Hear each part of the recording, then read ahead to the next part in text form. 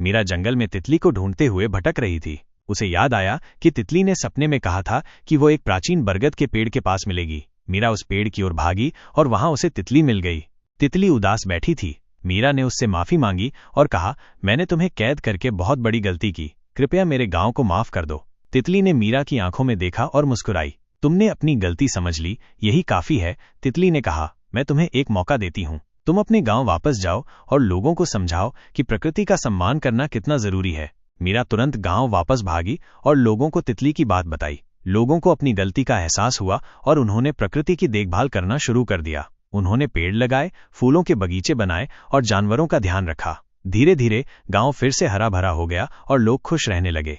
एक दिन तितली फिर से मीरा के पास आई। तुमने अपना वादा निभाया मीरा, तितली ने कहा। अब मैं हमेशा के लिए जा रही हूं, लेकिन याद रखना, प्रकृति का सम्मान करना ही जीवन का सबसे बड़ा धर्म है। तितली उड़ गई और आकाश में गायब हो गई। मीरा ने तितली की सीख को कभी नहीं भूला। उसने हमेशा प्रकृति का सम्मान किया और दूसरों को भी ऐसा करने के लिए प्रेरित किया। मीरा ने समझ लिया कि हर प्राणी प्रकृति का हिस्सा है और हर एक प्राणी का सम्मान करना चाहिए।